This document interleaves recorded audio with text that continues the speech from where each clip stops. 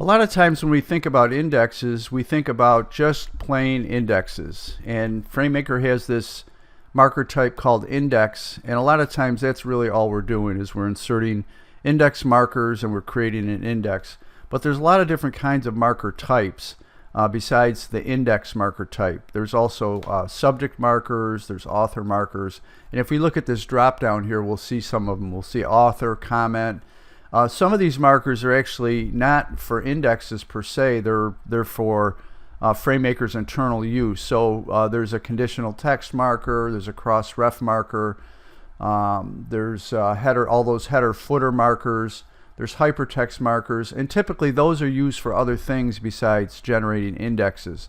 So we want to try to key on that. And let's insert, let's say for instance, a subject marker. So let's go ahead here and let's select some text, and we'll just select tables, and we'll choose the subject marker type from the drop down, and we'll click create.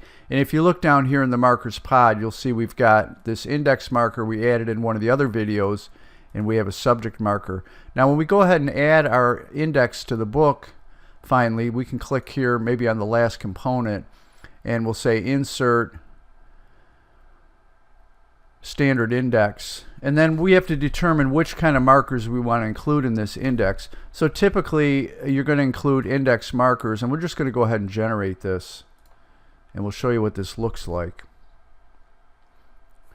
Now what we want to do is we want to at this point ignore formatting. We'll talk about that in future sections, but right now we just want to see the content. We want to see what's included. So if we open the index, you'll see there's our index marker. And this is similar to the list that we did, the tables of contents. If we press our Control-Alt key, we can actually hover over this index entry and click on it, and it'll take us to the marker and highlight the marker in that document.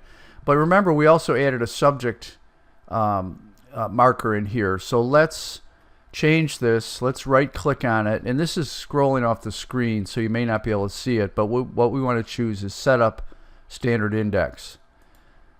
And actually, I think we can do that up here as well. Let's see. Can we? Yes, we can do that here. So I like to right-click, but again, because of this video recording, it scrolls off the screen. But you can also see it up here. So if I select it and I go up to the Edit menu, I can say Set Up Standard Index. And so let's do this. Let's include subject markers as well. And then let's click OK, and then let's go ahead and update it. So the main takeaway here is that you can have a single index, but it can contain multiple marker types. And FrameMaker doesn't really care. It just kind of mixes and matches them. So if we open this now, there's really no visual clue, what kind of markers these were generated from.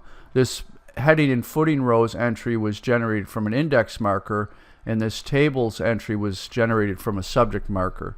So there's nothing that prevents you from doing that. Now typically though, you would use different different marker types for different kinds of indexes. So you might have just a regular index that you use index markers, and maybe you have a subject index, maybe you have an author index, you could do an index of illustrations.